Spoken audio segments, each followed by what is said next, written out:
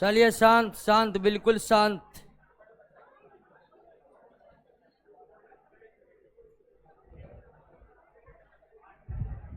ये नीचा कैसे हो गया?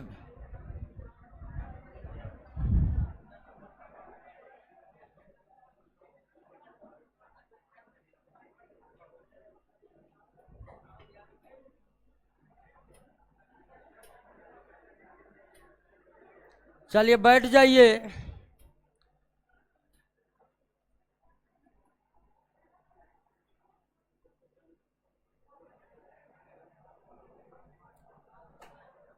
पहला चैप्टर का सारा प्रश्न याद कर लिए हैं? जिनको भी याद नहीं हुआ है वो पीछे जा रहे हैं। सबसे जरूरी चीज है याद करना। पहला चैप्टर खत्म हो गया है, इसलिए आपकी जिम्मेदारी है कि आप सारे प्रश्नों को याद कीजिए। और जो सबसे ज्यादा जरूरी है नौकरी लेने के लिए वो है रेगुलेटी। आपको रेगुलर बने रहना होगा, लगातार मेहनत करना होगा। और दूसरी रणनीति ये रहनी चाहिए कि जो भी चैप्टर समाप्त हुआ है उसके पीछे जितने भी प्रश्न हैं उसको आप याद नहीं करिए, बल्कि इस तरह याद करिए कि उसका उत्तर आपके होंठ पर आ जाए। ये दो रणनीति पर काम करिए, आपकी नौकरी फिक्स है। ये दो रणनीति पर काम नहीं करिएगा तो फिर दिक्कत है। टैलेंटेड कई लोगों को नौकरी नहीं हुआ है। बहुत से ऐसे लड़के को देखे, बहुत टैलेंट है उसमें, एक एक टॉपिक पर वो घंटों बोल सकते, लेकिन उन्हें नौकरी नहीं हुई अब तक। कारण क्या? कारण यही है कि वो रेगुलर नहीं पा रहे। 10 दिन पढ़ा, 11वां दिन गांव में, फिर गांव में 4 दिन घूम के आएगा, फिर अब जैसे ही लीक टूट जाता है पढ़ाई से मन उछल जाता है। आप लगातार पढ़े, कम ही पढ़ रहे हैं, उसका जोश जुनून अलग होता है। आपको लग रहा है कि नहीं हम कुछ कर रहे हैं, चाहे आप कम ही क्यों न कर रहे हैं। और 10 दिन पूरा मूड से पढ़ लिए, 11वां दिन चले गए कहीं और चले गए, फिर आए 2 दिन मजा से आए, पढ़ना ही तो है और क्या है, पढ़ेंगे। ऐसा बिल्कुल भी नहीं करना है। सरकारी नौकरी बड़ी कष्ट से मिल रहा है लोगों को, और जो भी लिया है वो रट कर लिया है, चाहे वो नौकरी हो जाने के बाद दिस दैट काहन बोल रहा है बारे में, वो अलग बात होता है। नौकरी हो जाता है तो आएगा कहेगा, सुनाएगा दुखड़ा जो है, मेरे पापा गरीब थे, हम इस तरह पढ़ते थे, इस तरह पैसा आता था, तो वो अलग बात है। समस्या हर किसी के साथ है। बिहार है तो सब गरीबी ही, अमीर कोई नहीं है। वैसे भी सरकार अमीरी की कोई परिभाषा तय नहीं की है कि उस परिभाषा पर खरे उतरकर कोई अमीर हो जाए। निश्चित ही गरीबी की एक परिभाषा है जिसको गरीबी रेखा कहते हैं, लेकिन अमीरी की तो कोई परिभाषा है नहीं। तो अमीर तो कोई है नहीं, कोई परिभाषा रहेगा तब तो आप उस पर खरा उतरकर अमीर हो जाइएगा, लेकिन वैसी कोई परिभाषा है नहीं भारतीय अर्थव्यवस्था में। इसीलिए समस्या आपके पास कुछ क्यों ना हो, उन समस्या पर आपको ही विजय प्राप्त करना है, उस समस्या को आपको ही झेलना है। सारे समस्या को झेलकर आप 2 चीजों पर काम करिए। सबसे पहले एक रेगुलर बने रहिए, और दूसरा रणनीति ये अपनाइए कि अगर कोचिंग में जो सब्जेक्ट पढ़ लिया आप, जो चैप्टर पढ़ लिया आप, उसके पीछे के सारे क्वेश्चन याद करिए। अब पहला चैप्टर हो गया है और काफी बेहतरीन तरीके से। हमारा एक समस्या यह है कि हमारा सिलेबस थोड़ा लेट से समाप्त होता है, लेकिन कंप्लीटली समाप्त होता है। कोई भी कोना ये नहीं कि छूट गया है, हर कोने में जाकर आपको बताते हैं। और हम तो ये भी कहते हैं कि बता दिया, आप कुछ नहीं करिए, सिर्फ प्रश्नों को याद करिए, सिर्फ। एक समस्या आती है कि सर थ्योरी करे कि क्वेश्चन करे, क्या करें। तो सवाल है कि आप पहले क्वेश्चन न करिए, थ्योरी का ऐसा कौन सा कोना है जिससे रिलेटेड प्रश्न आपके नोट में नया है। पहला चैप्टर में कितना प्रश्न, 94 प्रश्न है। वो 94 प्रश्न कहाँ है, थ्योरी से है। पूरा थ्योरी याद किए बिना 94 प्रश्न आप समझ ही नहीं सकते। तो आपको थ्योरी नहीं देखना, सिर्फ क्वेश्चन देखना है जो आसान होगा आपके लिए। अब दूसरा चैप्टर आज से शुरू कर रहे हैं, जब तक थ्योरी इसका समाप्त नहीं होता है आप 94 क्वेश्चन को रोज प्रैक्टिस करिए, ताकि दूसरा चैप्टर का जब क्वेश्चन आपके सामने होगा तो आप पहला चैप्टर इतनी बार पढ़ लिए होंगे कि उसका उत्तर आपके होंठ पर आ गया है। तो आइए शुरुआत करते हैं दूसरे चैप्टर की। और दूसरा चैप्टर है परमाणु और अणु, एटम्स और मॉलिक्यूल्स। अब क्या हल्ला मत करिएगा, कुछ भी गड़बड़ होता है इलेक्ट्रॉनिक सामान। ब्लूटूथ का है कनेक्ट करे, देख रहे हैं। ब्लूटूथ सब ऑफ कर लीजिए, ठीक है। एक बार ऐसे ब्लूटूथ ऑफ कर लिया है, अब वहां से मैसेज मार रहा है, पूरा फ्लैश हो रहा है मैसेज, बिट्टू जा सर नहीं रहे। और तो वो क्या बहुत जो है शोक संवेदना प्रकट करने लगा। हम क्लास ले रहे हैं लाइव, यही घटना हुआ था ना।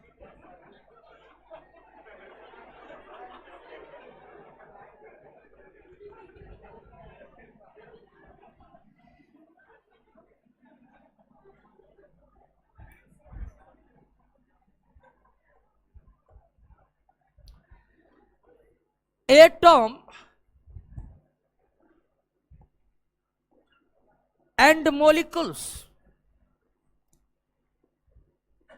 अणु एवं परमाणु, इसी के बारे में समझ विकसित करनी है। क्या है परमाणु, क्या है अणु। वास्तव में आप जितने भी निर्जीव पदार्थ को देख रहे हैं, कोई भी निर्जीव पदार्थ को देख रहे हैं, आप अपने बेंच डेस्क को ही देख लीजिए, एक निर्जीव पदार्थ है। तो कोई भी जो निर्जीव पदार्थ आप देख रहे हैं, वास्तव में वे परमाणु या फिर अणुओं का ढेर है। ये बोर्ड ही जो आप देख रहे हैं, ये बोर्ड क्या है, ये बोर्ड जो है परमाणुओं का ढेर है। परमाणुओं के बीच अंतराण्विक बल होते हैं, पहला चैप्टर में हम क्लियर किए थे।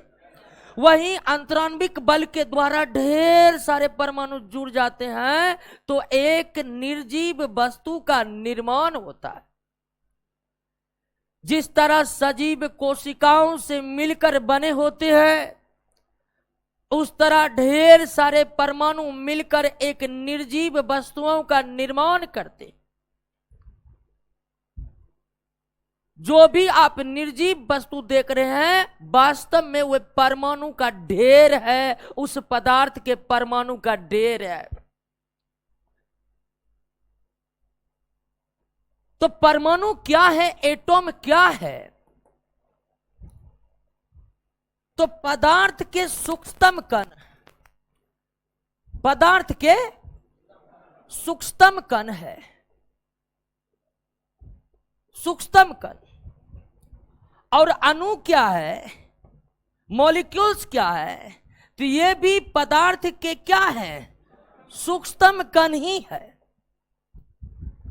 अणु भी सूक्ष्मतम कण है और परमाणु भी सूक्ष्मतम कण है। अब आप कहिएगा ये दोनों ही सूक्ष्मतम कण है, तो दोनों में अंतर क्या है। अंतर है, बहुत अंतर है। अंतर यह है कि परमाणु, एटॉम पदार्थ के ऐसे सूक्ष्मतम कण है। आने दीजिएगा, थोड़ा आने दीजिए उनको, थोड़ा खड़ा हो जाएगा।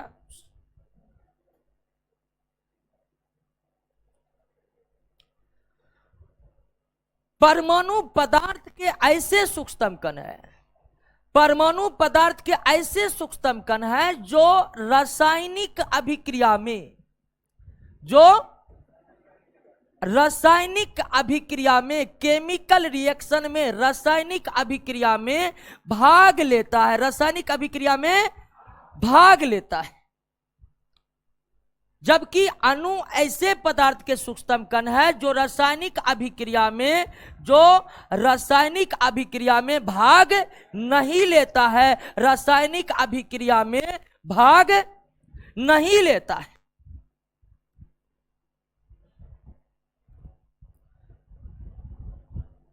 तो क्लियर है, थोड़ा बहुत आपका समझ विकसित हुआ कि नहीं हुआ? अब रासायनिक अभिक्रिया समझते हैं ना, जब वैसे रासायनिक अभिक्रिया को समझने के लिए पूरा का पूरा चैप्टर है, लेकिन थोड़ी बहुत तो जानकारी आपको होगी कि जैसे कार्बन ऑक्सीजन से अभिक्रिया किया, कार्बन डाइऑक्साइड बना, ये एक क्या है? एक रासायनिक अभिक्रिया है। तो परमाणु पदार्थ के सूक्ष्मतम कण है और अणु भी पदार्थ के सूक्ष्मतम कण ही है, लेकिन एक अंतर है कि परमाणुओं का संबंध तत्व से है जबकि अणुओं का संबंध यौगिक से है, मुख्य रूप से। लेकिन अगर हम तत्व यौगिक को ध्यान में न ले तो परमाणु पदार्थ के वो सूक्ष्मतम कण है जो रासायनिक अभिक्रिया में भाग लेता है और अणु पदार्थ के वो सूक्ष्मतम कण है जो रासायनिक अभिक्रिया में भाग नहीं लेता है। क्लियर हो गया? बात समझ गए? अब जैसे ये रासायनिक अभिक्रिया हुआ, कार्बन और ऑक्सीजन अभिक्रिया करके कार्बन डाइऑक्साइड बनाया। इस रासायनिक अभिक्रिया में कार्बन और ऑक्सीजन भाग लिए हैं, तो इस कार्बन और ऑक्सीजन का कौन रासायनिक अभिक्रिया में भाग लिया है? तो एक तरफ कार्बन का परमाणु भाग लिया है और दूसरा तरफ ऑक्सीजन का परमाणु भाग लिया है। कार्बन ऑक्सीजन का परमाणु भाग लेकर के कार्बन डाइऑक्साइड बनाया है। तो रासायनिक अभिक्रियाओं में हमेशा पदार्थ, रासायनिक अभिक्रिया में जो भी पदार्थ भाग लेते हैं, रासायनिक अभिक्रिया में जो भी पदार्थ भाग लेते हैं, वास्तव में उन पदार्थ के परमाणु भाग लेते हैं। तो परमाणु पदार्थ के वो सूक्ष्मतम कण है जो रासायनिक, परमाणु पदार्थ के वो सूक्ष्मतम कण है जो रासायनिक अभिक्रियाओं में भाग लेते हैं, जबकि अणु पदार्थ के वो सूक्ष्मतम कण है जो रासायनिक अभिक्रिया में भाग नहीं लेते हैं, जो रासायनिक अभिक्रिया में भाग नहीं लेते। अब थोड़ा सा और समझने का कोशिश कीजिए कि अणु यानी कि मॉलिक्यूल्स, अणु, इसका निर्माण किससे होता है? परमाणु से होता है। यानी परमाणु ही मिलकर क्या बनाते हैं? अणु का निर्माण करते हैं। यानी दोनों ही सूक्ष्मतम कण है, लेकिन दोनों में सबसे ज्यादा सूक्ष्म कौन है? पदार्थ के सूक्ष्मतम कण परमाणु है, पदार्थ के सूक्ष्मतम कण अणु है। लेकिन अणु से भी ज्यादा सूक्ष्म कौन है? परमाणु है। अणु से भी ज्यादा सूक्ष्म कौन है? परमाणु है। और परमाणु से ही मिलकर कौन बनते हैं? अणु बनते हैं। परमाणु ही आपस में मिलकर किसका निर्माण करते हैं? अणु का निर्माण करते हैं। परमाणु ही आपस में मिलकर किसका निर्माण करते हैं? अणु का निर्माण करते हैं। अब परमाणु अणु का निर्माण कब करते हैं? तो जब जब परमाणु रासायनिक अभिक्रिया में भाग लेते हैं, जब जब परमाणु रासायनिक अभिक्रिया में भाग लेते हैं, केमिकल रिएक्शन में भाग लेते हैं, तब जाकर किसका निर्माण होता है? अणु का। परमाणु अणु का निर्माण करते हैं कब? जब परमाणु रासायनिक अभिक्रिया में भाग लेते हैं। जब परमाणु रासायनिक अभिक्रिया में भाग लेते हैं। और परमाणु रासायनिक अभिक्रिया में भाग लेकर अणु का निर्माण कैसे करते हैं? तो जब परमाणुओं के बीच बनता है रासायनिक बंधन, केमिकल बॉन्ड जब बनता है परमाणुओं के बीच, तब जाकर क्या बन जाता है? अणु बन जाता है। तो परमाणु ही अणु को निर्मित करते हैं। कब? जब परमाणु रासायनिक अभिक्रिया में भाग लेते हैं। रासायनिक अभिक्रिया में भाग लेकर परमाणु अणु को कैसे निर्मित करते हैं? तो रासायनिक अभिक्रिया में भाग लेकर परमाणु आपस में रासायनिक बंधन बना लेते हैं। रासायनिक बंधन एक प्रकार के बल है, जिस बल के द्वारा परमाणु आपस में जुट करके किसका निर्माण करते हैं? अणु का निर्माण करते हैं। जैसे कि कार्बन ऑक्सीजन से अभिक्रिया किया, क्या बना लिया? Carbon dioxide. इसमें कार्बन के परमाणु कार्बन ऑक्सीजन से अभिक्रिया करके कार्बन डाइऑक्साइड बना लिया। ये एक रासायनिक अभिक्रिया है। इसमें भाग लेगा तो पदार्थ का परमाणु ही भाग लेगा। रासायनिक अभिक्रिया में केवल परमाणु ही भाग लेते हैं। तो इस रासायनिक अभिक्रिया में कार्बन का परमाणु निकला, ऑक्सीजन का परमाणु निकला और आपस में क्या बना लिया? रासायनिक बंधन बनाकर किसका निर्माण कर लिए? ये जो CO2 देख रहे हैं, ये क्या है? ये अणु है। और ये अणु में 3 परमाणु है, एक कार्बन का, 2 तो ऑक्सीजन के, 2 कार्बन के, 1 परमाणु रासायनिक अभिक्रिया के दौरान आपस में रासायनिक बंधन बनाकर क्या बना लिए? अणु बना लिए। ये अणु है, ये भी अणु है। O2 जो है ये भी अणु है। 2 परमाणु आपस में रासायनिक बंधन के द्वारा जुटे हुए, ये भी अणु है। अब आप कहिएगा कि हम तो सुने हैं कि परमाणु रासायनिक अभिक्रिया में भाग लेते हैं, तो ये अणु क्या कर रहा है यहां पर? तो अणु क्या कर रहा है दोस्तों कि अणु भी जो आप देख रहे हैं ना, पहले ये रासायनिक अभिक्रिया में टूटेगा, किसमें? परमाणु में टूट जाएगा, तब ही रासायनिक अभिक्रिया स्टार्ट होगा। तो आप जो अणु देखते हैं कि ये रासायनिक अभिक्रिया में है, ये है, लेकिन ये रासायनिक अभिक्रिया से पहले टूट जाएगा, किसमें? तब जाकर रासायनिक अभिक्रिया स्टार्ट होगा, तब जाकर CO2 बनेगा। ये CO2 जो देख रहे हैं, ये क्या है? अणु है। अणु को रासायनिक सूत्र के माध्यम से ही दिखाया जाता है, परमाणु को रासायनिक संकेत के माध्यम से ही दिखाया जाता है। क्लियर है? बात समझ गए? अणु और परमाणु के बारे में थोड़ा बहुत कॉन्सेप्ट आपका क्लियर हुआ कि नहीं? पदार्थ के सूक्ष्मतम कण ही परमाणु है, पदार्थ के सूक्ष्मतम कण ही अणु है। लेकिन परमाणु पदार्थ के वो सूक्ष्मतम कण है जो रासायनिक अभिक्रिया में भाग लेते हैं। अणु पदार्थ के वो सूक्ष्मतम कण है जो रासायनिक अभिक्रिया में भाग। अब अणु पदार्थ के वो सूक्ष्मतम कण है, अणु पदार्थ के वो सूक्ष्मतम कण है जो परमाणुओं के द्वारा बनते हैं। जो किसके द्वारा बनते हैं? परमाणु अणु का निर्माण तब करते हैं जब परमाणु रासायनिक अभिक्रिया में। क्या बिना रासायनिक अभिक्रिया में भाग लिए अणुओं का निर्माण हो सकता है? नहीं हो सकता है। तो परमाणु जब भी रासायनिक अभिक्रियाओं में भाग लेते हैं तो परमाणु आपस में रासायनिक बंधन बनाकर जुट जाते हैं, जिससे निर्माण होता है किसका? अणुओं का। क्लियर हो गया बात? अणु परमाणु में थोड़ी समझ तो आपको विकसित हो गई। अब दोस्तों, केमिस्ट्री के शुरुआती दिनों में, जब केमिस्ट्री अपने विकास के प्रारंभिक अवस्था में थे, तो केमिस्ट्री के विकास के प्रारंभिक अवस्था में अणु और परमाणुओं के बारे में वैज्ञानिकों को ज्यादा समझ नहीं थी। जब केमिस्ट्री अपने विकास के प्रारंभिक दौर में था, तब वैज्ञानिकों को अणु और परमाणुओं के बारे में ज्यादा जानकारी नहीं थी, या यूं कहिए कि वैज्ञानिक अणु और परमाणु के बारे में विशेष जानकारी नहीं रखते थे।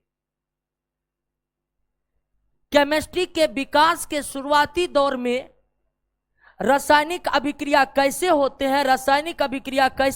हैं, इसके संबंध में कुछ नियम प्रतिपादित हुए। केमिस्ट्री के विकास के शुरुआती दिनों में रासायनिक अभिक्रिया किस प्रकार संपन्न होते हैं, इस संबंध में वैज्ञानिकों ने कुछ नियम प्रतिपादित किए, और उस नियम को कहते हैं law of chemical combination. Law of chemical combination यानी कि रासायनिक संयोग के नियम। रासायनिक संयोग के नियम, लॉ ऑफ केमिकल कॉम्बिनेशन, ये लॉ वे लॉ है जो बताते हैं कि रासायनिक अभिक्रिया कैसे संपन्न होते, और इन नियमों का प्रतिपादन केमिस्ट्री के विकास के शुरुआती दिनों में ही हुआ था, या तब हुआ था जब वैज्ञानिकों को अणु और परमाणुओं के बारे में समझ नहीं थी। और रासायनिक संयोग नियम जब प्रतिपादित हुए तो वैज्ञानिक इन रासायनिक संयोग के नियमों को सत्यापित करने के लिए ढेर सारे प्रयोग किए, और जब रासायनिक संयोग के नियम को सत्यापित करने के लिए वैज्ञानिकों ने कई सारे प्रयोग किए, तब जाकर पता चला कि पदार्थ तो सूक्ष्म कण से बने हुए हैं और इसे ही परमाणु अणु कहते हैं। बात को समझे कि नहीं समझे? केमिस्ट्री के शुरुआती विकास के दौर में रासायनिक अभिक्रिया किस प्रकार होते हैं, इसके संबंध में कुछ नियम प्रतिपादित हुए भिन्न भिन्न वैज्ञानिकों के द्वारा, जिन नियमों को आज हम किस नाम से जानते हैं? रासायनिक संयोग के नियम से। ये रासायनिक संयोग के नियम अणु और परमाणु के विकास से पहले ही हुए थे, लेकिन जिन वैज्ञानिकों ने रासायनिक संयोग के नियम को प्रतिपादित किए वो इनको सत्यापित करने में असफल रहे। तो बाद के वैज्ञानिकों ने इन रासायनिक संयोग के नियम को सत्यापित करने के प्रयास किए। तो जब यह प्रयास हुआ तब जाकर क्लियर हुआ कि पदार्थ सूक्ष्म कणों से बना हुआ है, और वही सूक्ष्म कण क्या कहलाते हैं? अणु और परमाणु कहलाते हैं। तो केमिस्ट्री में रासायनिक संयोग का नियम का महत्व इन कारणों से है कि इसी नियम को सत्यापित करने में वैज्ञानिकों को अणु और परमाणु के संबंध में समझ विकसित हुई। इसलिए हम लोग भी अणु और परमाणु को विस्तार में पढ़ने से पहले रासायनिक संयोग के नियमों को जान लेना बहुत जरूरी है। तो आइए पहले समझ लेते हैं कि रासायनिक संयोग के कौन कौन से नियम है और उसके क्या मतलब है। और रासायनिक संयोग का पहला नियम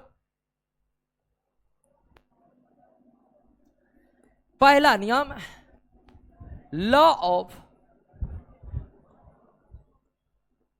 कंजर्वेशन ऑफ मास,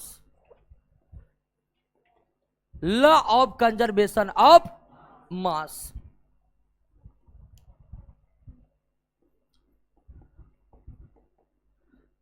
द्रव्यमान संरक्षण के नियम, द्रव्यमान संरक्षण के नियम, law of conservation of mass. और इस नियम का प्रतिपादन वही किए हैं जो केमिस्ट्री के पिता हैं। केमिस्ट्री के पिता किसे कहते हैं? लेवाइजियर को कहते हैं। केमिस्ट्री के पिता किसे कहते हैं? लेवाइजियर को कहते हैं। और लेवाइजियर ने ही इस नियमों का प्रतिपादन किया है। द्रव्यमान संरक्षण नियम का प्रतिपादन कौन किया है? लेवाइजियर ने किया है। अब द्रव्यमान संरक्षण नियम का क्या अर्थ है इसको समझिए। द्रव्यमान संरक्षण का नियम कहता है कि रासायनिक अभिक्रियाओं में द्रव्यमान, देखिए एक तो संरक्षण नियम का एक सीधा अर्थ होता है कि ना उत्पन्न किए जा सकते हैं ना ही विनाश किया जा सकता, ना ही उत्पन्न किए जा सकते हैं ना ही विनाश किया जा सकता। सीधा अर्थ होता है हर संरक्षण नियम का, हर कंजर्वेशन लॉ का एक सीधा मीनिंग होता है, ना तो हम इसे उत्पन्न कर सकते हैं ना ही इसे नष्ट कर सकते हैं। तो द्रव्यमान संरक्षण नियम को भी अगर सीधे सीधे हमें बोलना है तो हम सीधा सीधा बोल सकते हैं कि द्रव्यमान को ना तो उत्पन्न किया जा सकता है, द्रव्यमान को ना ही नष्ट किया जा सकता है। लेकिन इसका विस्तार में अर्थ क्या होता है कि किसी भी रासायनिक अभिक्रिया में मान लीजिए कि कार्बन ही ऑक्सीजन से अभिक्रिया किया और बना लिया कार्बन डाइऑक्साइड,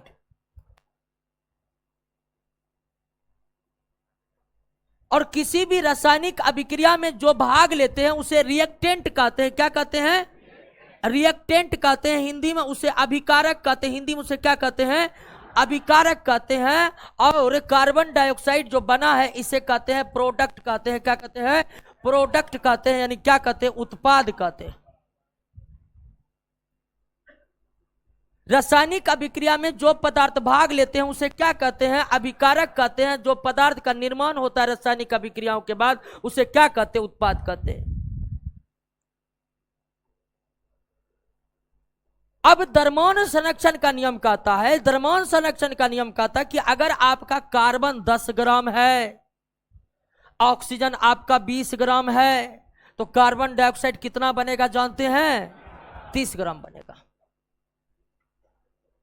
अगर 10 ग्राम कार्बन और 20 ग्राम ऑक्सीजन मिलकर के कार्बन डाइऑक्साइड का निर्माण किया है, तो निश्चित ही कार्बन डाइऑक्साइड का द्रव्यमान कितना होगा? 30 ग्राम होगा। कार्बन डाइऑक्साइड का द्रव्यमान कितना होगा? 30 ग्राम होगा। यानी कि द्रव्यमान संरक्षण नियम कहते हैं कि जितना द्रव्यमान रासायनिक अभिक्रिया में भाग लेते हैं उतना ही द्रव्यमान किसका होता है? उत्पाद का होता है। द्रव्यमान को न तो आप नष्ट कर सकते हैं, न ही द्रव्यमान को निर्मित कर सकते।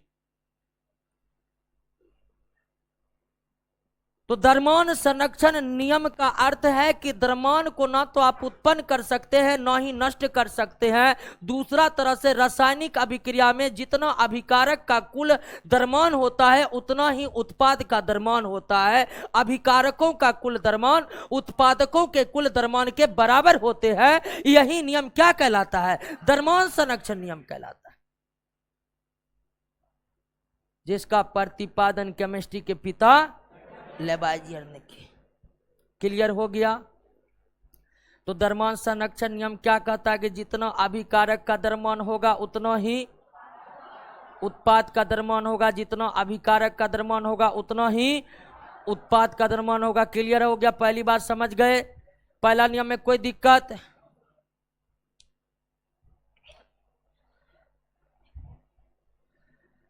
रासायनिक संयोग का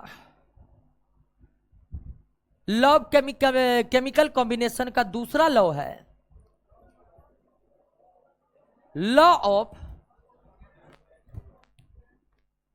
कांस्टेंट प्रोपोर्शन।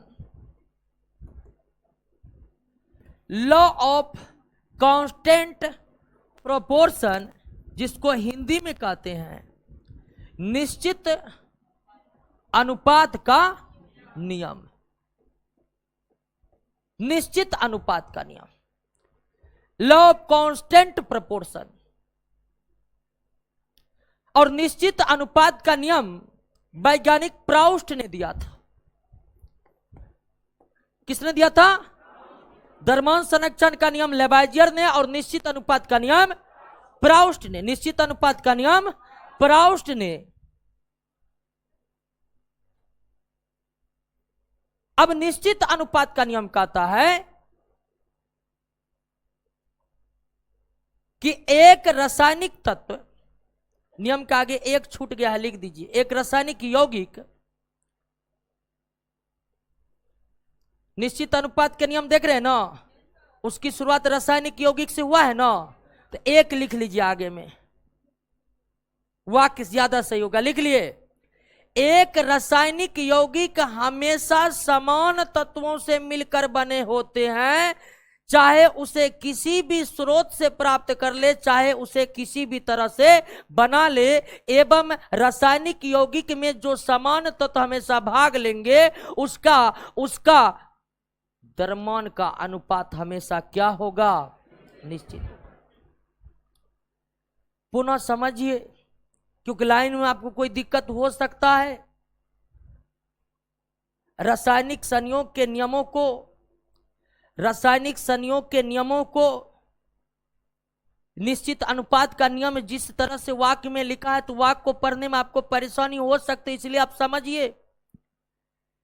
एक रासायनिक यौगिक हमेशा समान तत्वों से मिलकर बने होते हैं और उनमें तत्व के भार या द्रव्यमान का अनुपात हमेशा निश्चित रहता है, चाहे उस रासायनिक तत्व को किसी भी विधि से प्राप्त कर ले या किसी भी विधि से बना ले। एग्जाम्पल लेते हैं कि जल आप कहीं से भी ले आइए, ये H2O किसका फॉर्मूला है? जल का। H2O किसका फॉर्मूला है? जल का। तो जल को आप कहीं से भी ले आइए, किसी भी तरह से बना लीजिए, उसमें हमेशा समान तत्व यानी हाइड्रोजन और ऑक्सीजन रहेगा। ये नहीं कि ये पाकिस्तान वाला जल है और इसमें देखो सोडियम क्लोराइड है, ऐसा हो सकता है? आप जहां से भी जल लाइएगा उसमें हाइड्रोजन ऑक्सीजन ही होगा। आप अमेरिका से जल लाइए, पाकिस्तान से जल लाइए, हिमालय से लाइए, समुद्र से लाइए, जहां से भी जल लाइए, हमेशा उस जल में समान तत्व ही रहेंगे, अर्थात हाइड्रोजन और ऑक्सीजन ही रहेंगे। हाइड्रोजन ऑक्सीजन के अलावे और कोई तत्व नहीं हो सकता है जल में।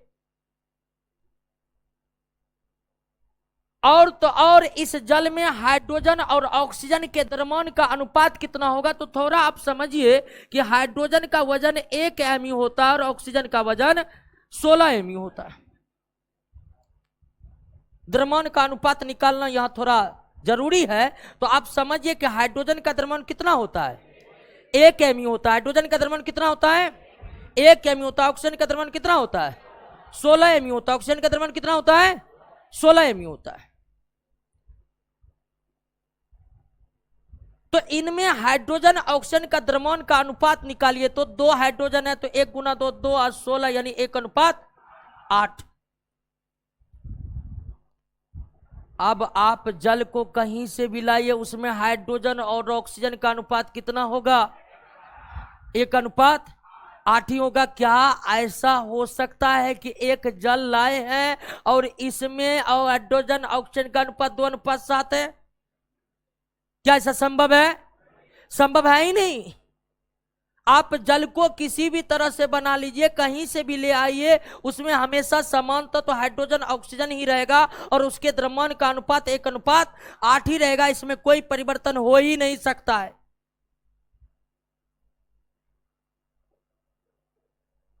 यही क्या कहलाता है, निश्चित अनुपात का नियम कहलाता है। यही क्या कहलाता है,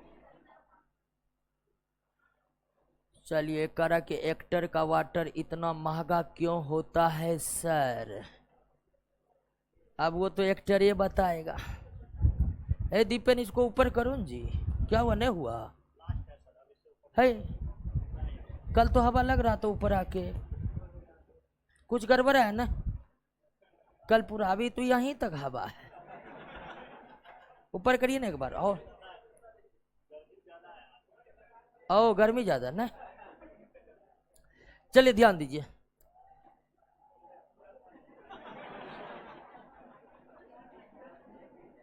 हल्ला मत करिए, हल्ला मत करिए। तो निश्चित अनुपात के नियम को समझे कि नहीं समझे? निश्चित अनुपात का नियम सीधा कहता है, सीधा एक लाइन में, कि एक यौगिक में उपस्थित तत्व के भार का अनुपात हमेशा क्या रहता है, निश्चित रहता है। एक यौगिक में उपस्थित तत्व का भार का अनुपात हमेशा क्या रहता है, निश्चित रहता है। आप जल को किसी भी स्रोत से ले आइए, किसी भी तरह बना लीजिए, उसमें हाइड्रोजन ऑक्सीजन का अनुपात 1:8 होगा। आप कार्बन डाइऑक्साइड का ही एग्जाम्पल लीजिए। कार्बन का वजन 12 एमयू होता है। क्या होता है,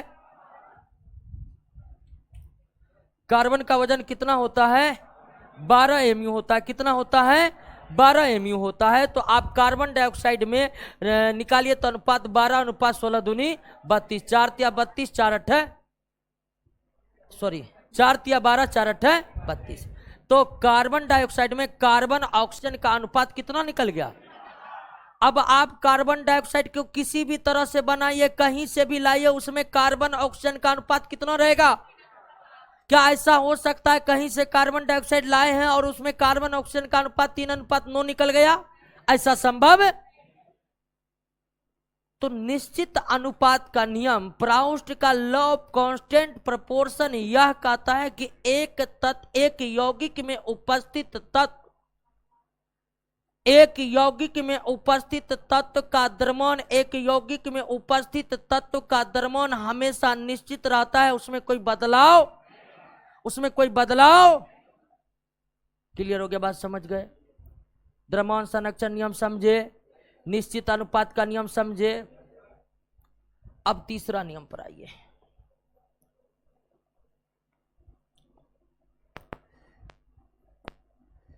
तीसरा, लॉ ऑफ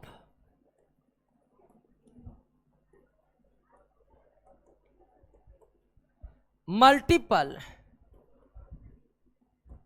प्रोपोर्शन। और जैसे जैसे नियम बता रहे हैं वैसे वैसे ही इसका समय काल है। यानी रासायनिक संयोग के नियम में सबसे पहले द्रव्यमान संरक्षण नियम का प्रतिपादन हुआ,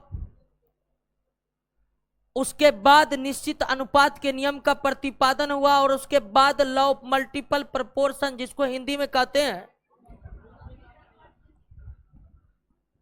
गुणित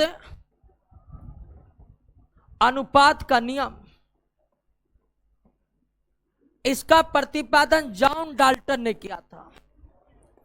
जॉन डाल्टन ने किया था। गुणित अनुपात के नियम का प्रतिपादन, लॉ ऑफ मल्टीपल प्रोपोर्शन का जो प्रतिपादन है वो जॉन डाल्टन के द्वारा किया गया था। किसके द्वारा?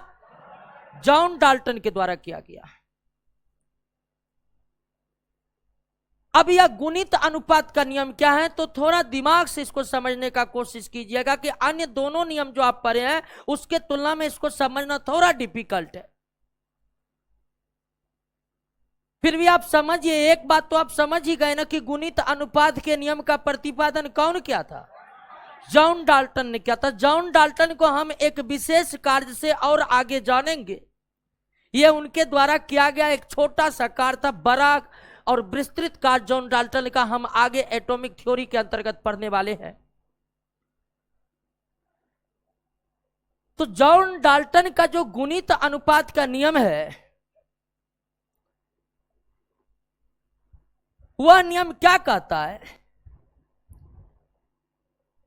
कि जब दो तत्व आपस में मिलकर एक से अधिक यौगिक का निर्माण करते हैं, जब दो तत्व आपस में मिलकर एक से अधिक यौगिक का निर्माण करते हैं, जब दो तत्व आपस में मिलकर एक से अधिक यौगिकों का निर्माण करते हैं, उदाहरण के लिए दो तत्व हम लेते हैं कार्बन और ऑक्सीजन, ये आपस में मिल करके अभिक्रिया करके कार्बन डाइऑक्साइड भी बनाता है और कार्बन मोनोऑक्साइड भी बनाता है।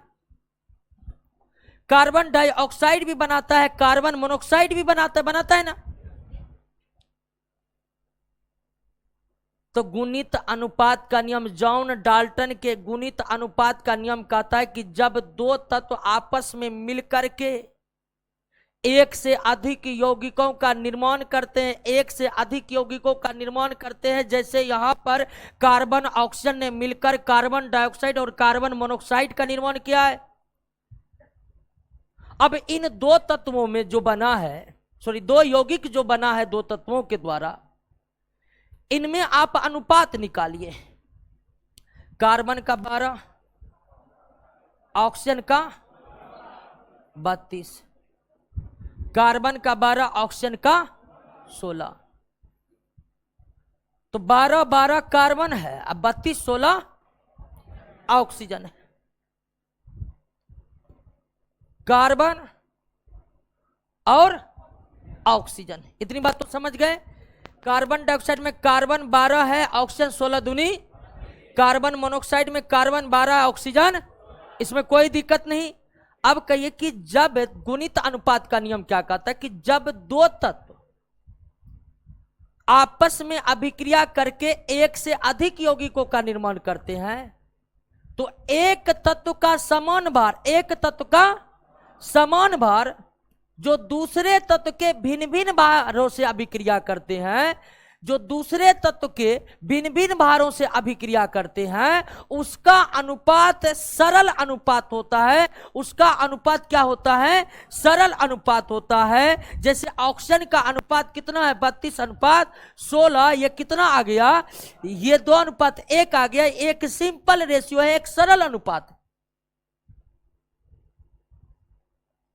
गुणित अनुपात का नियम कहता है कि जब दो तत्व आपस में अभिक्रिया करके एक से अधिक यौगिकों का जब निर्माण करते हैं, तो उसमें एक तत्व का समान भार, एक तत्व के कार्बन भी 12 ग्राम, कार्बन 12 है कि नहीं, तो एक तत्व का समान भार है ना, तो जब दो तत्व आपस में अभिक्रिया करके एक से अधिक यौगिकों का निर्माण करते हैं तो उसमें एक तत्व का समान भार जो भिन्न तत्व, यानी भिन्न तत्व कौन है, जो भिन्न तत्व के अलग अलग भारों से अभिक्रिया करते हैं, उसका अनुपात सरल अनुपात होता है। उसका अनुपात क्या होता है, यानी कि जिन तत्व के भिन्न भिन्न भारों से अभिक्रिया करता है समान भार वाला तत्व, उस भिन्न भिन्न भार वाले तत्व का अनुपात सरल होता है, कॉम्प्लेक्स।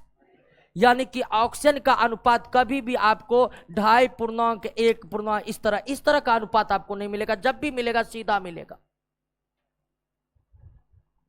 क्लियर है कि नहीं? अब गुणित को समझे कि नहीं समझे? हैं? जब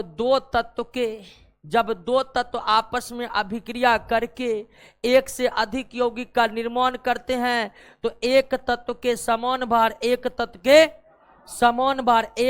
के समान भार जो भिन्न तत्व के अलग अलग भारों से रिएक्शन करते हैं, जो भिन्न तत्व के अलग अलग भारों से रिएक्शन करते हैं, इसका अनुपात हमेशा सिंपल होगा। जैसे 2:1, 1:2, 3:3, 3:4, इस तरह का सरल अनुपात होगा। ये कभी भी पूर्णांक में आपको नहीं मिलेगा, ये कभी भी आपको पूर्णांक में नहीं मिलेगा।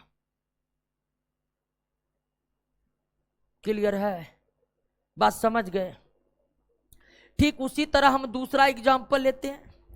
जैसे सल्फर और ऑक्सीजन आपस में अभिक्रिया करके सल्फर डाइऑक्साइड भी बनाते हैं और सल्फर ट्राई ऑक्साइड भी बनाते हैं, सल्फर डाइऑक्साइड भी बनाते हैं, सल्फर ट्राइऑक्साइड भी बनाते हैं। अब थोड़ा सा यहां समझ लीजिए कि सल्फर का वजन 32 mU होता है। तो इस सल्फर डाइऑक्साइड में देखिए 32 ग्राम सल्फर जो है ऑक्सीजन के 16 दूनी 32 से अभिक्रिया किया है, और सल्फर जो है 32 ग्राम जो है ऑक्सीजन के 16 48 से अभिक्रिया किया कि नहीं? तो अब गुणित अनुपात का नियम कहता है कि एक तत्व के समान भार जो दूसरे तत्व के भिन्न भिन्न भारों से अभिक्रिया करता है, उसका अनुपात हमेशा क्या होगा? सरल अनुपात होगा। अब 32:48 निकालिए, 16 दूनी 32, 16 48, 2:3, एक सरल अनुपात है। पूर्णांक में निकला नहीं निकला। क्लियर है? समझ गए ना?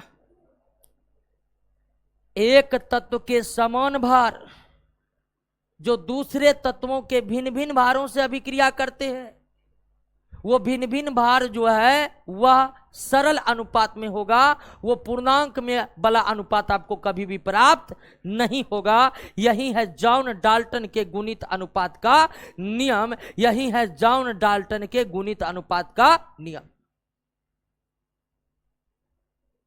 क्लियर? बात समझ गए? कोई दिक्कत?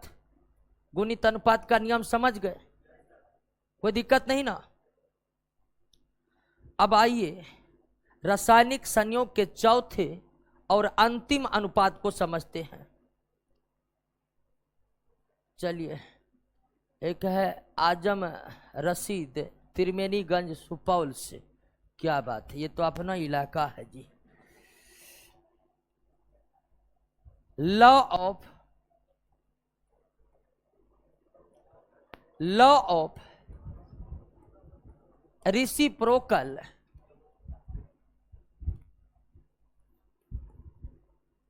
Proportion. Law of reciprocal proportion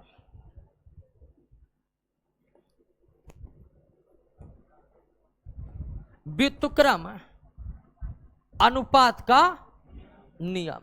सबसे हार्ड नियम यही है, लेकिन वैज्ञानिक जब बना दिया तो हम याद भी नहीं कर सकते हैं। उतना भी तो हार्ड नहीं होगा क्या? व्युत्क्रम अनुपात का नियम, लॉ ऑफ रेसिप्रोकल प्रपोर्शन, अंतिम नियम है रासायनिक संयोग के।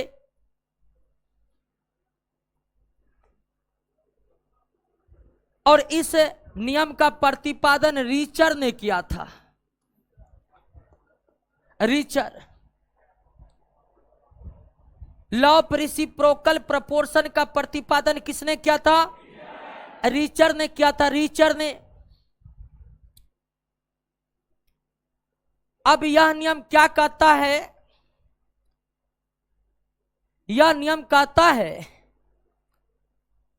कि जब दो तत्व के समान भार, जब दो तत्व के समान भार, जब दो तत्व के अलग अलग भार किसी भिन्न तत्व के समान भार से अभिक्रिया करते हैं, तो वो परस्पर जब अभिक्रिया करती हैं तब वह वही अनुपात में रहते हैं या उसके मल्टीपल वाले अनुपात में रहते हैं। आप समझे कि नहीं समझे? नहीं समझे होंगे, कोई नहीं समझे होंगे, इसलिए एग्जाम्पल लिख रहे हैं, उसको समझिए। एक एग्जाम्पल लिख रहे हैं, जैसे कार्बन ऑक्सीजन के साथ अभिक्रिया करके कार्बन डाई ऑक्साइड बनाया, हाइड्रोजन ऑक्सीजन के साथ अभिक्रिया करके जल बनाया,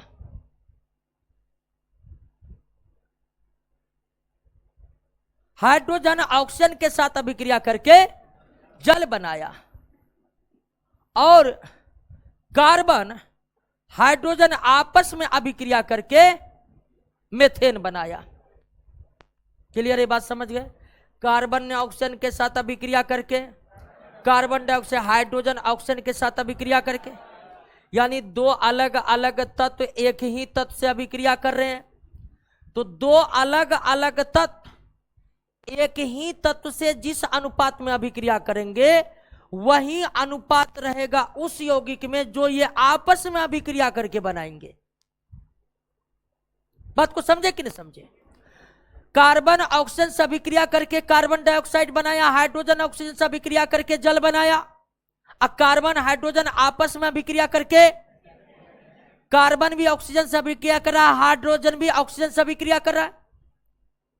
तो कार्बन ऑक्सीजन और हाइड्रोजन ऑक्सीजन यानी कि दो अलग अलग तत्व एक ही तत्व से अभिक्रिया कर रहे हैं। तो दो अलग अलग तत्व जब एक ही तत्व के समान भार से अभिक्रिया करते हैं तो वो तत्व जो आपस में रिएक्शन करके जो यौगिक बनाएगा उस यौगिक में उसका अनुपात यही रहेगा जो अनुपात यहां पर है। अब आप समझिए कि कार्बन डाइऑक्साइड में कार्बन ऑक्सीजन का अनुपात कितना होगा? 12:32, 4 तिया 4 8। हाइड्रोजन ऑक्सीजन का 2:16, 1:8। Carbon 3 oxygen, hydrogen 1 oxygen. Clear?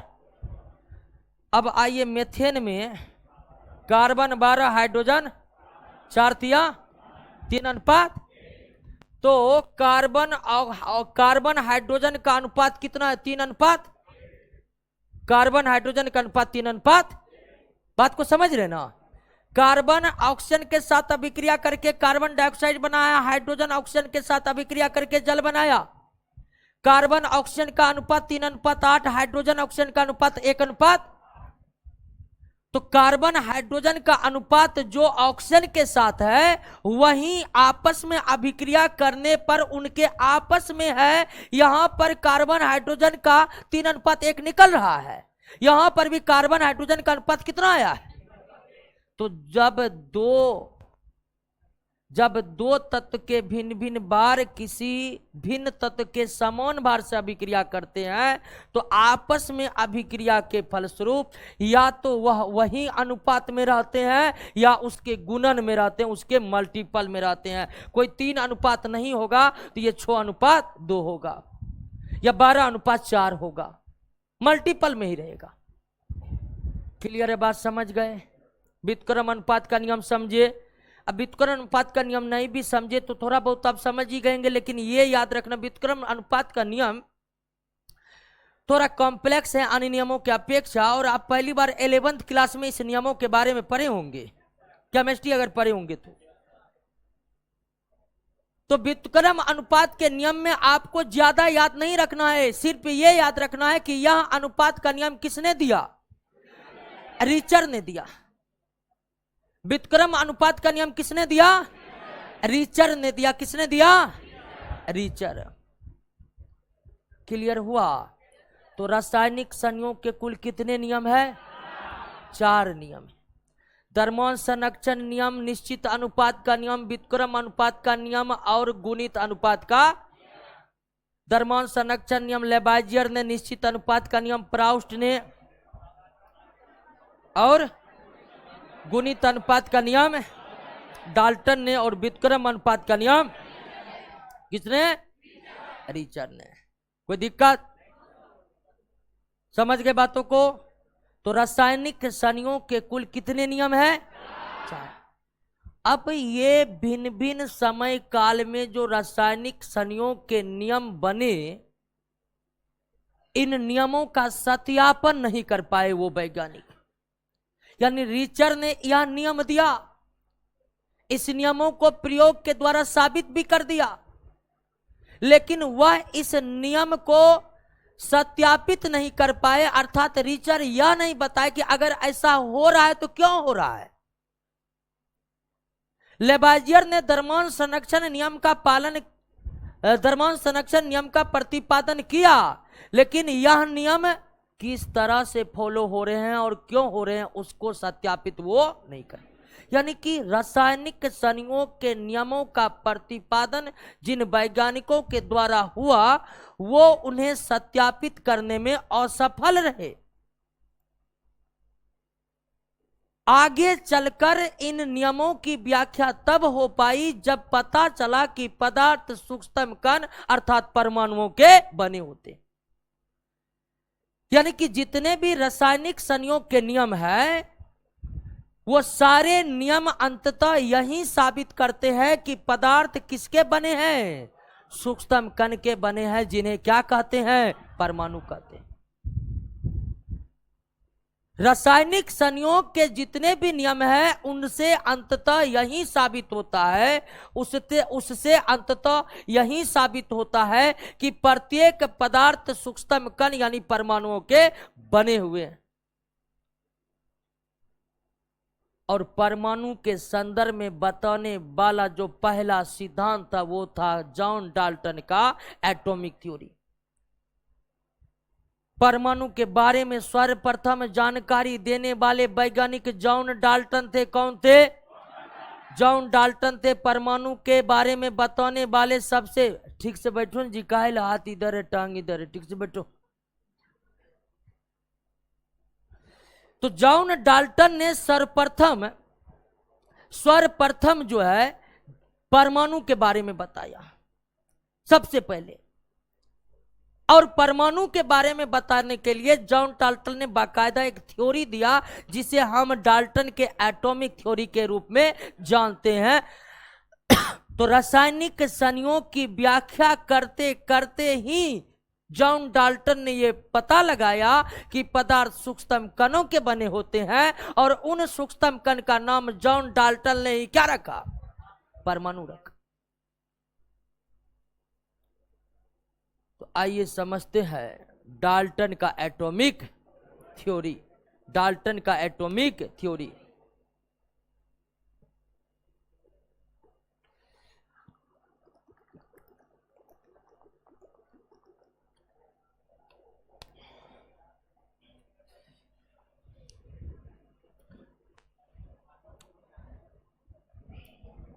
अल्लाह नहीं,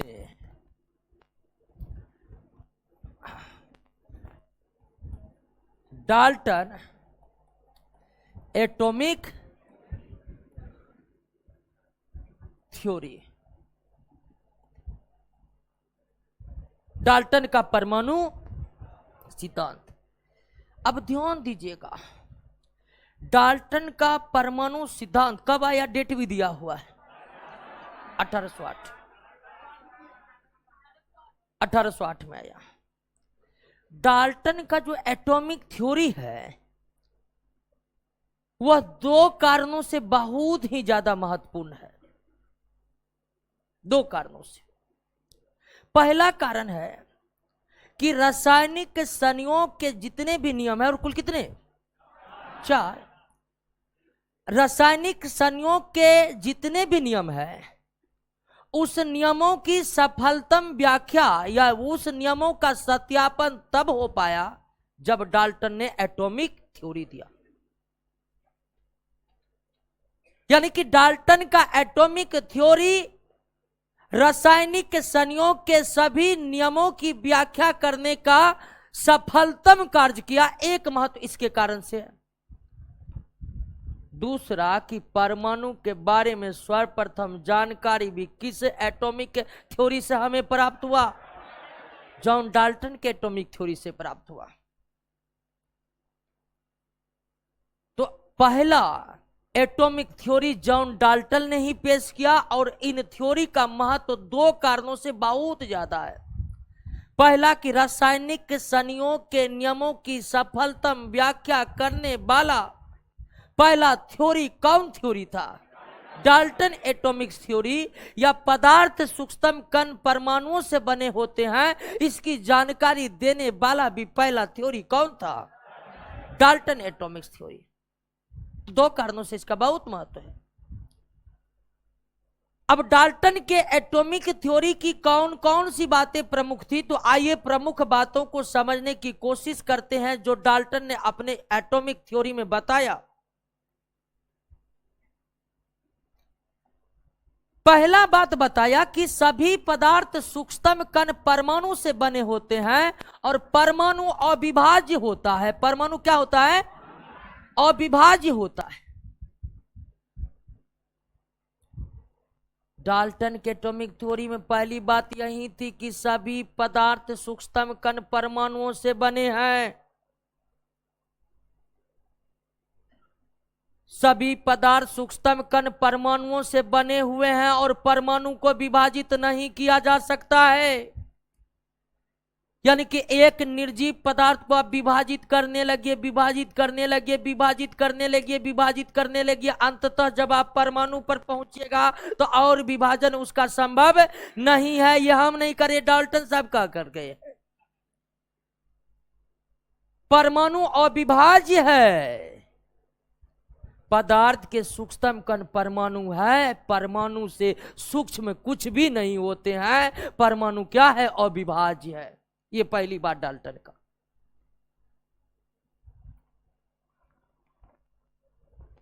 दूसरी बात थी डाल्टन का कि रासायनिक अभिक्रिया में ना तो परमाणु बनते हैं,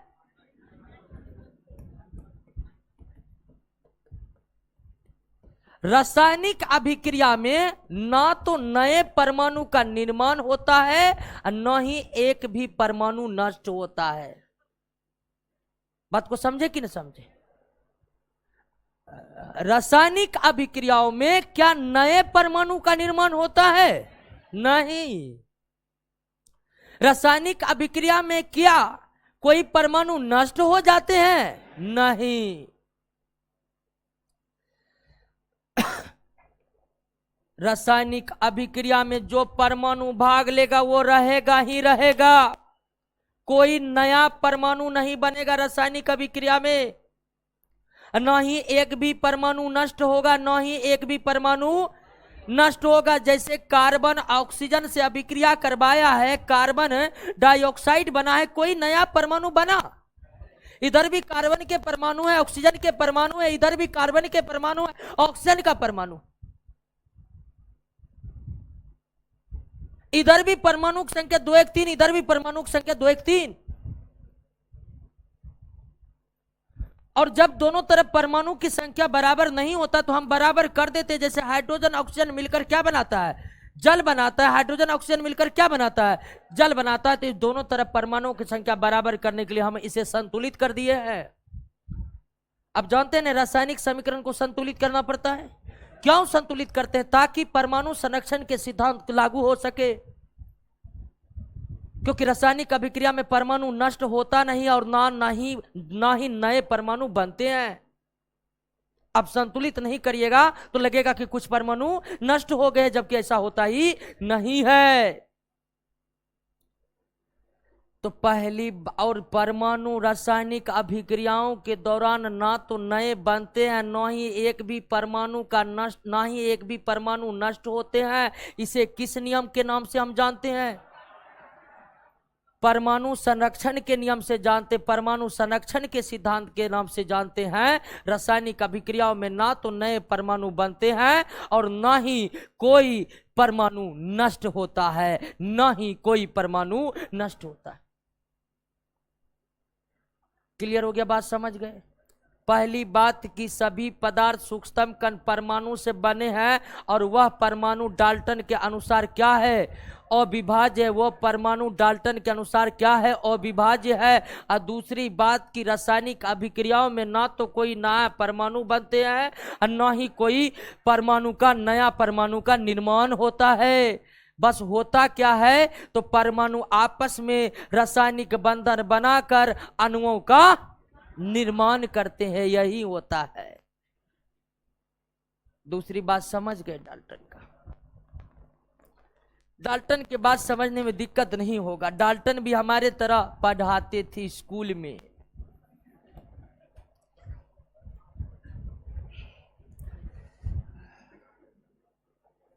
तीसरी बात जॉन डाल्टन शिक्षक ही थे, अब बहुत ही अद्भुत प्रतिभा के धनी थे।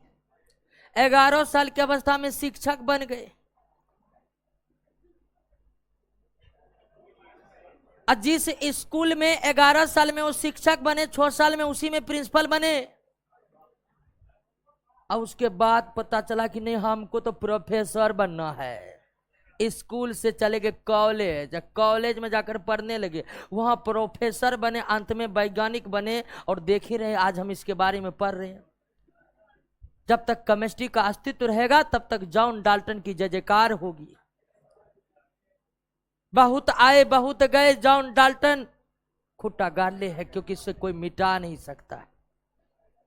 रासायनिक संयोग का नियम देख के सब वैज्ञानिक इधर उधर हो गए। जब सब नियम सत्यापित नहीं हो रहे थे तब डाल्टन ने एटॉमिक थ्योरी देकर के सभी रासायनिक संयोग के नियम को सत्यापित कर रहे हैं। तो आप समझ सकते हैं जॉन डाल्टन का केमिस्ट्री में क्या महत्व है। तीसरी बात जॉन डाल्टन का था कि एक तत्व के सभी परमाणु आपस में हर दृष्टिकोण से क्या होते। जैसे मान लीजिए कि आपको दे दिया कोई कि सोडियम, और सोडियम का 1,00,000 परमाणु आपको दे दिया।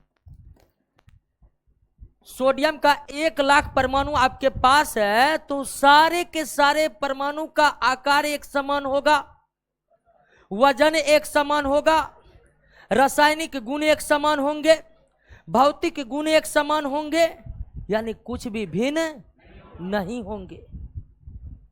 एक तत्व के सभी परमाणु आपस में हर दृष्टिकोण से क्या होते हैं? समान होते हैं।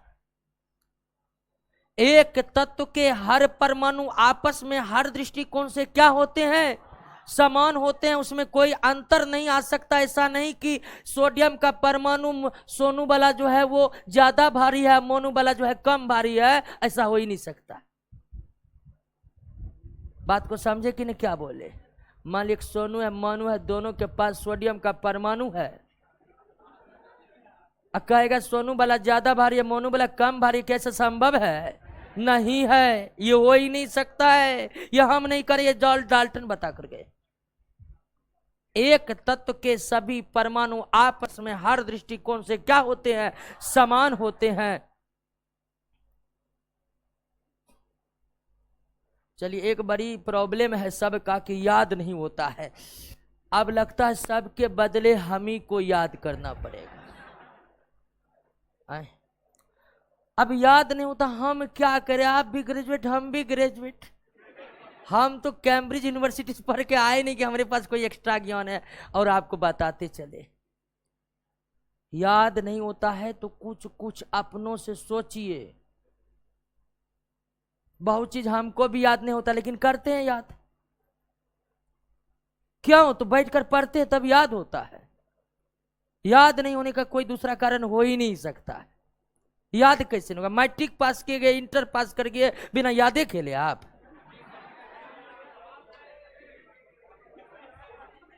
ग्रेजुएशन में भर भर कॉपी लिखे बिना यादें खेले, चोरी चल, फिर भी कुछ तो याद करना पड़ता है, हाँ?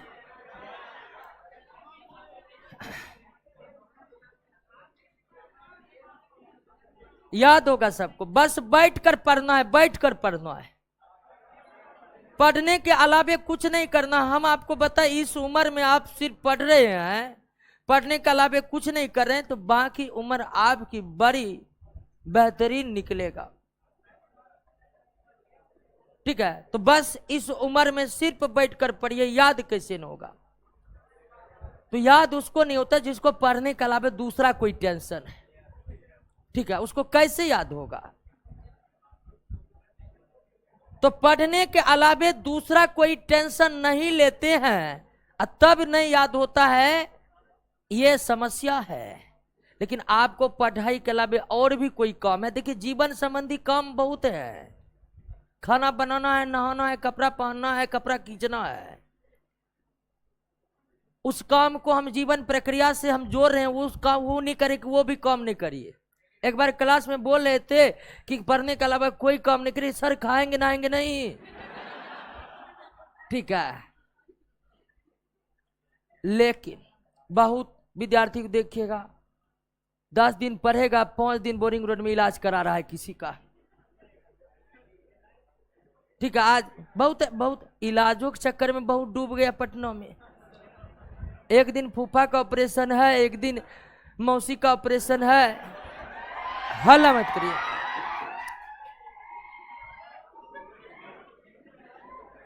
और इलाज में सारा समय उसका व्यतीत हो गया है, उसको डॉक्टर के बारे में पूरा नॉलेज हो गया है। अब वो फोन करके गांव बता, हार्ट खराब है, चल जाइए उस डॉक्टर के पास। इस तरह के स्टूडेंट है, पढ़ाई का मालूम नहीं है, कोना कोना में डॉक्टर को नहीं मालूम है उसको। अब पढ़ने वाला को कोचिंग घर के बाद गांधी मैदान ही देखल रहता है, बाकी स्टेशन से चढ़कर वो गांव जाता है, इसलिए वो पता रहता है। और नहीं पढ़ने वाले को गली गली मालूम है। तो आप पढ़ने के अलावा कोई भी और काम करिएगा, निश्चित तौर पर याद करने में दिक्कत होगा आपको, चाहे ऑनलाइन वाले घर पर बैठकर पढ़ रहा हो, चाहे आप लोग हो।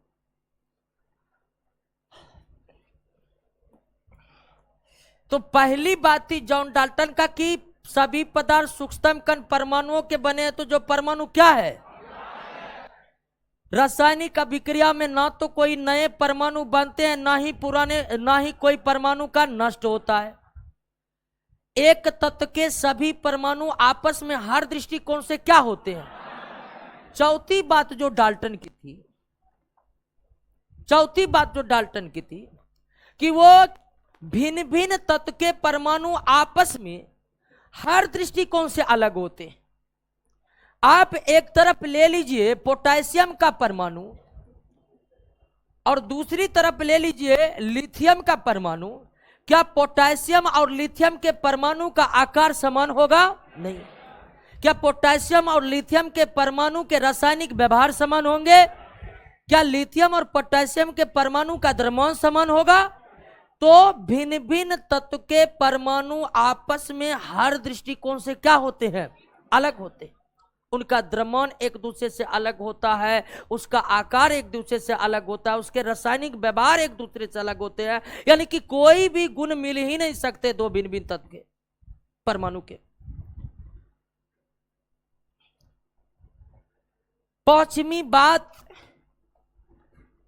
पांचवी बात जॉन डाल्टन ने वही बोले हैं जो पहले हम आपको बताए हैं।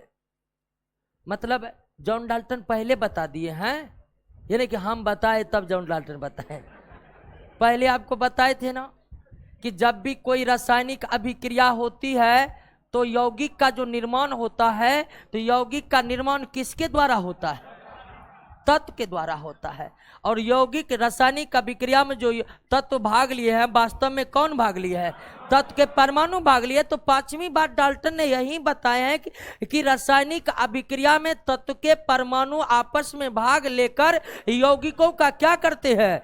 निर्माण करते हैं। यौगिकों का क्या करते हैं? निर्माण करते हैं। ये बात तो आप पहले से ही जानते हैं, जॉन डाल्टन ने ही बताई थी यह बात कि रासायनिक अभिक्रिया में तत्व के परमाणु ही भाग लेकर किसका निर्माण करते हैं, यौगिक का निर्माण करते हैं। तत्व के परमाणु ही आपस में भाग लेकर किसका निर्माण करते हैं, यौगिक का निर्माण करते हैं। छठी बात कर रहा है कि एक तत्व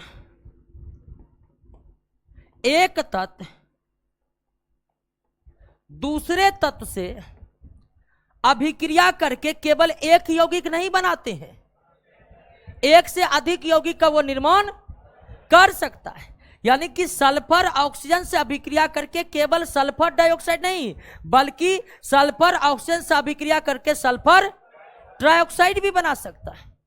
कार्बन ऑक्सीजन से अभिक्रिया करके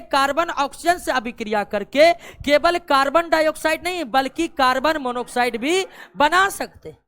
हाइड्रोजन जल से अभिक्रिया करके केवल जल नहीं बल्कि हाइड्रोजन परऑक्साइड का भी निर्माण कर सकते। तो एक तत्व किसी दूसरे तत्व से अभिक्रिया करके केवल एक ही यौगिक नहीं बनाते हैं, बल्कि एक तत्व दूसरे तत्व के भिन्न भिन्न भारों से अभिक्रिया करके एक से अधिक प्रकार के यौगिकों का निर्माण कर सकते। क्लियर बात समझ गए? तो जॉन डाल्टन के परमाणु सिद्धांत में तो बहुत सारे बात थी, लेकिन 6 ही बात प्रमुख थी जो आपको हम बता दिए। और लगता है 6 बात आपको याद हो गया कि पहले की सभी पदार्थ सूक्ष्म कण से बने होते हैं जिसे परमाणु कहते हैं, और डाल्टन के अनुसार परमाणु को और अधिक विभाजित नहीं किया जा सकता। परमाणु क्या है? अविभाज्य। रासायनिक अभिक्रियाओं के दौरान ना तो कोई परमाणु नष्ट होते हैं, ना ही कोई परमाणु का निर्माण होता है। एक तत्व के सभी परमाणु आपस में हर दृष्टिकोण से क्या होते हैं? समान होते हैं। भिन्न भिन्न तत्व के परमाणु आपस में हर दृष्टिकोण से क्या होते हैं? भिन्न होते हैं। एक तत्व किसी दूसरे तत्व से अभिक्रिया करके केवल एक यौगिक नहीं बल्कि एक से अधिक यौगिकों का निर्माण कर सकता है। तो डाल्टन के एटॉमिक थ्योरी में कई बातें थी जिनमें 6 प्रमुख बातें थी, और हमको लगता है 6 प्रमुख बातों को आप समझ गए होंगे। कोई दिक्कत है दोस्तों? लेकिन आगे चलकर डाल्टन के थ्योरी में कई सारी कमियां आ गई, अर्थात डाल्टन ने अपने परमाणु सिद्धांत में जो बातें बताई वो आगे चलकर उसमें कुछ बातें क्या हो गया? गलत साबित हो गया। अब आप टेंशन नहीं लीजिएगा कि गलती चीज पढ़ रहे थे, कुछ बात गलत हो गया। हम डाल्टन के एटॉमिक थ्योरी पढ़े थे, लेकिन आगे चलकर डाल्टन ने जो बात बताए उसमें कुछ बात गलत साबित हो गया, उसमें कुछ कमियां आ गई। कौन कौन बात गलत साबित हुआ? सबसे पहले डाल्टन ने बताया कि परमाणु अविभाज्य है। पदार्थ के सूक्ष्म कण परमाणु को डाल्टन ने क्या बताया? अविभाज्य है। इस बात में डाल्टन धरा गया, मतलब गलत साबित हो गए। रदरफोर्ड नील्स बोर के बारे में जानते हैं ना? रदरफोर्ड नील्स बोर तो परमाणु के भीतर में घुस करके सारा परमाणु को विभाजित ही नहीं किया, तोड़ ताड़ के सब कुछ निकाल डाला। यानी कि रदरफोर्ड और नील्स बोर के बारे में आप थोड़ा बहुत जानते होंगे, तो आपको पता होगा कि रदरफोर्ड और नील्स बोर ने मिलकर के आधुनिक परमाणु सिद्धांत का प्रतिपादन किया, जिसके अनुसार परमाणु को विभाजित किया जा सकता है। परमाणु इलेक्ट्रॉन, प्रोटॉन और न्यूट्रॉन में विभाजित हो गए। तो डाल्टन की जो पहली बात थी कि परमाणु अविभाज्य है, वो आगे चलकर विभाजित हो गया। एक कमियां यहां नजर आ गई, परमाणु विभाज्य हो गया। और सबसे पहले जे थॉमसन ने विभाजित किया, अंदर से इलेक्ट्रॉन निकाल लिया। उसके बाद रदरफोर्ड उस पर इतना अल्फा कण मारा परमाणु पर कि दिखा दिया कि अंदर में तो नाभिक है, तो परमाणु जो अविभाज्य कहा था डाल्टन ने, वो बात गलत साबित हो गई। वर्तमान में यह साबित हो चुका है कि परमाणु विभाज्य है। परमाणु को इलेक्ट्रॉन, प्रोटॉन, न्यूट्रॉन में विभाजित किया जा सकता है। एक कमियां ये कर लिखिएगा नहीं।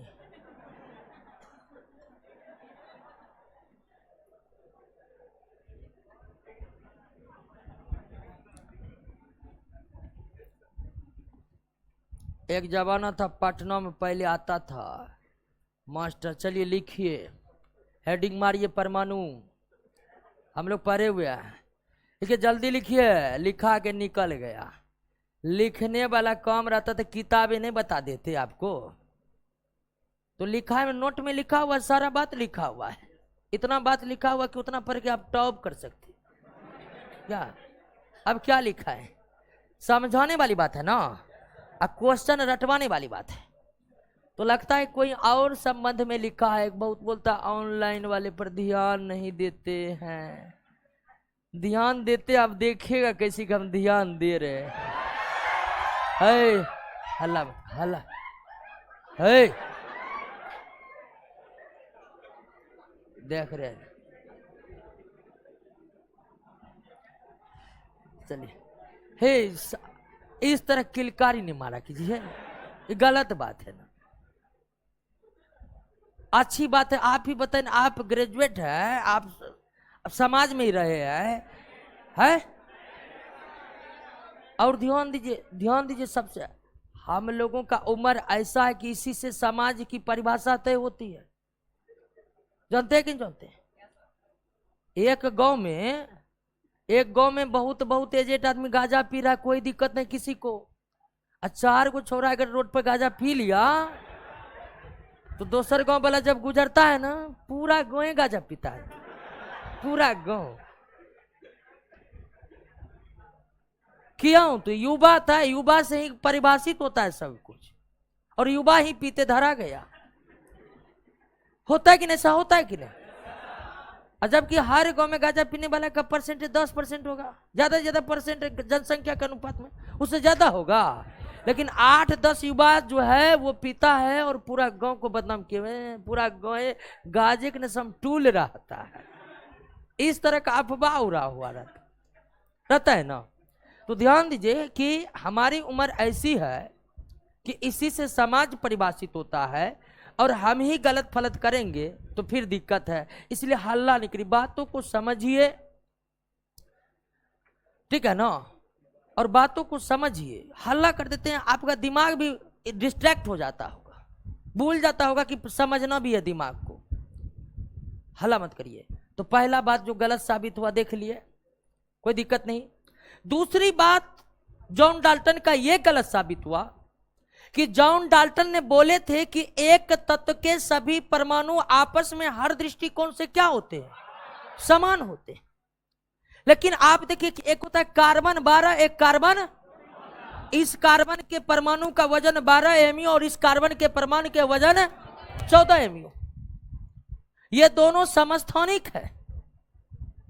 समस्थानिक नहीं जानते तो हम आगे पढ़ेंगे, लेकिन समझिए कि यहां एक ही परमाणु है ना, ये कार्बन है ये भी, लेकिन इस कार्बन के परमाणु का वजन कितना है, इस कार्बन के परमाणु का वजन 14 mu है। ये दोनों समस्थानिक परमाणु है कार्बन के। तो जॉन डाल्टन यहां पर भी गलत साबित हुए ना। जॉन डाल्टन बोले थे कि एक तत्व के परमाणु आपस में हर दृष्टिकोण से क्या होते हैं, लेकिन यहां पर देखिए द्रव्यमान, एक ही परमाणु का द्रव्यमान असमान हो गया कि नहीं हो गया। तो जैसे ही समस्थानिकों का खोज हुई तो एक कमियां और नजर आ गई डाल्टन में। डाल्टन ने तीसरी बात बताई थी कि भिन्न भिन्न तत्व के परमाणु आपस में हर दृष्टिकोण से क्या होते हैं, भिन्न होते हैं। लेकिन आपके पास हम एग्जांपल निकाले कि पोटेशियम के परमाणु का वजन 40 mu होता है, कैल्शियम के परमाणु का वजन भी 40 mu होता है, ऑर्गन के परमाणु का वजन भी 40 mu होता है। यानी कि अलग अलग परमाणु है कि नहीं है, लेकिन सबके परमाणु का वजन क्या होता है, इसे हम संभारिक परमाणु कहते हैं, आइसोबार कहते हैं। जॉन डाल्टन गलत साबित हुए कि नहीं? जॉन डाल्टन बोले थे कि भिन्न भिन्न तत्व के परमाणु आपस में हर दृष्टिकोण से क्या होते हैं? भिन्न होते हैं। लेकिन यहाँ पर देखिए क्या भिन्न भिन्न तत्व के परमाणु है, लेकिन इनका परमाणु द्रव्यमान क्या है? इनके परमाणु द्रव्यमान क्या है? क्लियर हो गया? बात समझ गए? तो मुख्य रूप से डाल्टन में 3 ही गलतियां थी। एक और है कि डाल्टन का नियम अपरूपता का प्रदर्शन या अपरूपता को साबित नहीं कर पाता।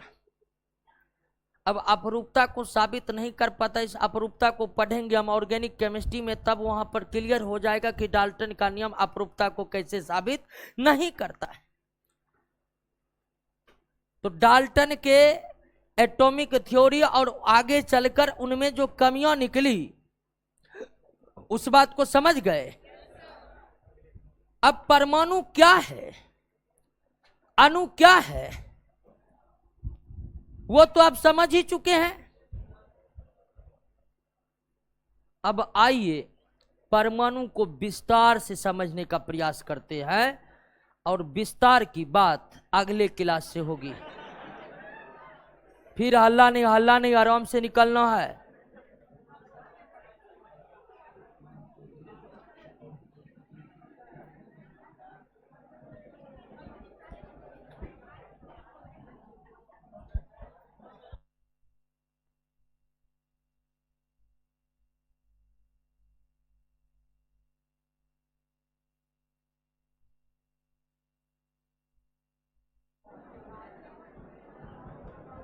चलिए,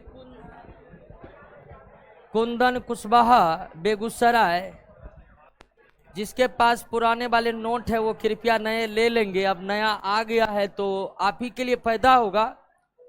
जरूर कुछ आर्थिक हानियां हो सकती है आपको। सुजाता कुमारी, राहुल, शशि, रोशन, आशुतोष गुप्ता, अभिषेक कुमार, चंदन कुमार, श्री और दीपक पटेल, आशीष आनंद, लगभग हमको पूरी तरह से आश्वस्त है कि जो भी ऑनलाइन जुड़े हुए केमिस्ट्री को बेहतरीन तरीके से समझ रहे होंगे और निश्चित ही चैप्टर के प्रश्न उनसे बन रहे होंगे। हालांकि लास्ट में हम चैप्टर के सारे प्रश्न को करवा ही रहे हैं। 3-4 का पीडीएफ सोमवार को आ जाएगा। एक बार में पूरा नोट तो मिलेगा, लेकिन पुराना वाला मिलेगा, तो पुराना वाला लेना नहीं है, थोड़ा तो इंतजार करिएगा। अमन कुमार, अमृता कुमारी, आशीष आनंद, जीतू यादव, सुदर्शन,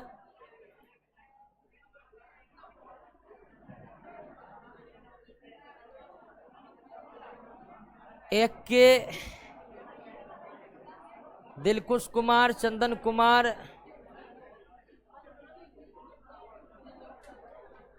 कहाँ मिलेगा? पटना में तो मिल ही जाएगा। सुमन आरब,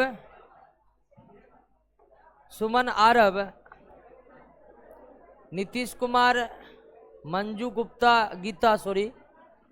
अनिल कुमार, श्याम सुंदर कुमार, सुमन आरब, अभिषेक कुमार। 15 क्वेश्चन बन गया, वेरी गुड। और धीरे धीरे क्लास होते जाएगा। ज्योति मेहता, ठीक है दोस्तों, सभी ऑनलाइन वाले जुड़ने।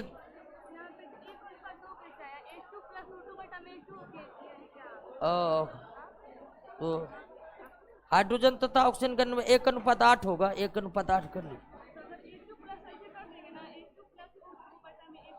नहीं, 2:1 होगा, 2:1 होगा। ये परमाणु का अनुपात है, परमाणु का अनुपात। जैसे हाइड्रोजन H2 वो है ना, हाइड्रोजन के 2 परमाणु है, ऑक्सीजन के 1 परमाणु, ये 2:1 होगा। यहाँ पर जो है ना 2:1।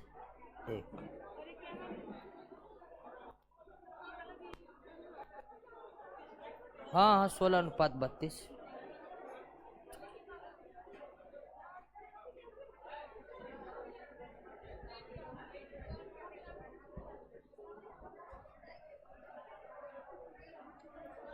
प्रिंस कुमार, ठीक है ठीक, पढ़ रहे हैं ना मस्ती से। मनु राजपूत, अनिल कुमार, मिलते हैं नेक्स्ट क्लास में।